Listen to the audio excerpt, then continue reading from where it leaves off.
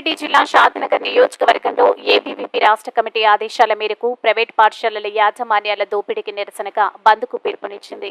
Private పాఠశాలలు విచ్చలవిడిగా ఇష్టారాజ్యంగా సామాన్య ప్రజల కష్టార్జితాన్ని దోచుకుంటూ అధిక ఫీజులు వసూలు చేస్తూ విద్యను సామాన్య జనులకు అందని ద్రాక్షగా మారుస్తున్నారు. ప్రైవేట్ పాఠశాలలో జరిగే దోపిడీకి నిరసనగా ఫీజు నియంత్రణ చట్టం అమలు చేయాలని రాష్ట్ర వ్యాప్తంగా అన్ని పాఠశాలల బంద్కు ఏబీవీపీ పిలుపునిచ్చింది. ఈ సందర్భంగా షాద్నగర్ నియోజకవర్గ వ్యాప్తంగా ప్రైవేటు మరియు ప్రభుత్వ పాఠశాలలు సంపూర్ణ బంద్ చేపట్టారు. ఈ సందర్భంగా ఏబీవీపీ కన్వీనర్ సూర్యప్రకాష్ మీడియాతో మాట్లాడుతూ రాష్ట్రంలో విద్యా వ్యవస్థ నిర్వీర్యం అయిందని, ప్రైవేట్ పాఠశాలలు విచ్చలవిడిగా ఫీజులు వసూలు చేస్తూ స్టేషనరీలు, పుస్తకాలు అమ్ముతూ రకరకాల ఫీజులతో సామాన్య ప్రజలను ఇబ్బంది పెడుతున్నారు. ఎన్ని ప్రభుత్వాలు వచ్చినా విద్యా హక్కు చట్టాన్ని అమలు చేయడం లేదు.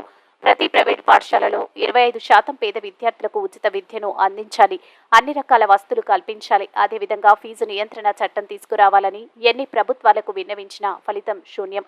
కాంగ్రెస్ ప్రభుత్వం గద్దెనెక్కి 6 నెలలు కావస్తున్నా ఇప్పటి వరకు కూడా ఫీజు నియంత్రణ చట్టాన్ని అమలు చేయలేదు. అదేవిధంగా ప్రభుత్వ పాఠశాలలో మౌలిక వసతులు లేక విద్యార్థులు తీవ్ర ఇబ్బందులకు గురవుతున్నారు. ఇప్పటికన్నా కాంగ్రెస్ ప్రభుత్వానికి ఏబీవీపీ తరపున హెచ్చరిస్తున్నామంటూ ఇప్పటికన్నా రాష్ట్రంలో ప్రైవేట్ పాఠశాలలపై ఉక్కుపాదం మోపి ఫీజు నియంత్రణ చట్టాన్ని అమలు చేయాలని ఏబీవీపీ తరపున విద్యార్థుల తరపున డిమాండ్ చేస్తూ ఉన్నాం. లేని పక్షంలో నిరంతరం ఉద్యమాలు చేపడతామని ఈ సందర్భంగా మీడియా ద్వారా హెచ్చరిస్తున్నామని అన్నారు. ఏది ఏమైనా ఎన్ని ప్రభుత్వాలు మారినా కూడా ప్రైవేట్ పాఠశాలలో అధిక ఫీజులు నియంత్రణ చేయలేకపోతున్నాం. ఎవరికి నచ్చినంత వాళ్ళు వసూలు చేస్తున్నారు. అడ్డు అదుపు లేకుండా తోక పేర్లతో ప్రజలను ప్రలోభాలకు గురి చేస్తున్నారు.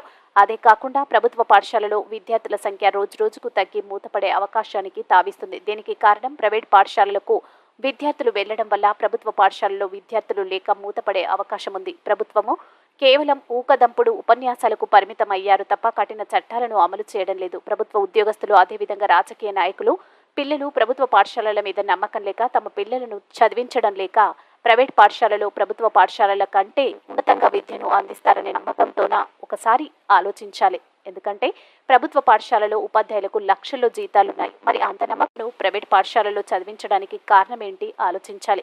వాళ్ళు చెప్పే విద్య మీద నమ్మకం లేదా ప్రభుత్వ పాఠశాలలో నమ్మకం లేక పంపుతున్నారా? నిజంగా వీరికి చిత్తశుద్ధి ఉంటే తమ పిల్లలను రాజకీయ నాయకులు, ప్రభుత్వ ఉద్యోగస్తులు తమ పిల్లలను ప్రభుత్వ పాఠశాలలో చదివించి ఆదర్శంగా నిలిచేవారు ఉన్నారా అని సామాన్య ప్రజలు ప్రశ్నిస్తున్నారు. విద్య మాత్రం ప్రైవేటు ఒకసారి ఆలోచించాలి. ఏది ఏమైనా ప్రతి రాజకీయ నాయకుడు కేవలం తమ పబ్బం గడపడానికి ఏదో రకంగా అధికారం మారినా, ఎవరూ అధికారంలో ఉన్నా సామాన్యులకు ఎలాంటి లబ్ధి చేకూరడం లేదు. వాస్తవానికి అడ్డమైన పథకాలు పెట్టి ప్రజలను సోమరితనానికి అలవాటు చేస్తున్నారు తప్ప మరేం లేదు. ఒకవేళ ప్రజల మీద ప్రేమ నిజంగా చిత్తశుద్ధితో మంచి చేయాలని అనుకుంటే రాష్ట్ర వ్యాప్తంగా, దేశవ్యాప్తంగా ఉచిత విద్యను, ఉచిత వైద్యాన్ని అందించే ధైర్యం ఉందా అని మేధావులు ప్రశ్నిస్తున్నారు. వేచి చూడాలి. మరి ఇప్పుడున్నటువంటి కాంగ్రెస్ ప్రభుత్వం రాష్ట్రంలో విద్యా హక్కు చట్టం ప్రకారం, అదేవిధంగా ఫీజు నియంత్రణ చట్టాన్ని ఎంత కఠినంగా అమలు చేస్తుందో వేచి చూడాల్సిందే. అందరికీ నమస్తే. నా పేరు సూర్యప్రకాష్, ఏబీవీపీ శంషాబాద్ విభాగ్ కన్వీనర్. ఈరోజు అఖిల భారతీయ విద్యార్థి పరిషత్ రాష్ట్ర వ్యాప్తంగా పాఠశాలల బంధునకు పిలుపునివ్వడం జరిగింది.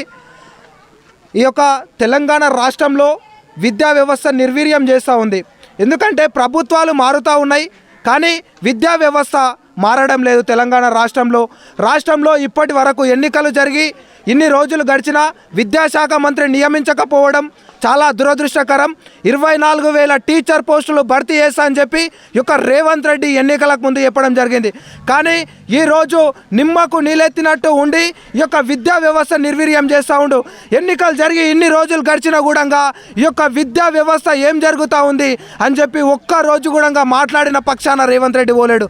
మౌలిక వసతులు కల్పించడంలో పూర్తిగా విఫలమై ఎంఈఓ, డిఈఓ పోస్టులు భర్తీ చేయడంలో పూర్తిగా విఫలమవుతూ ఉన్నాయి ప్రభుత్వాలు.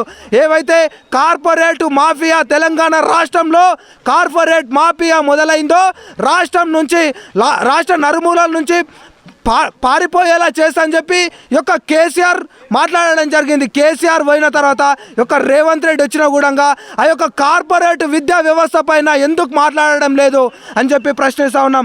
బిడ్డ రేవంత్ రెడ్డి గుర్తుపెట్టుకో, నువ్వు కూడా కేసీఆర్ మాటల వల్లే మాయా మాటలు చెప్పి పరిపాలన కొనసాగిస్తే నీకు కూడా కేసీఆర్ కట్టినటువంటి గతి పడుతుందని చెప్పి తెలియజేస్తూ ఉన్నాం. ఈరోజు రాష్ట్రంలో ప్రతి పాఠశాల కూడా ముగిసింది, బంద్ చేసినాము.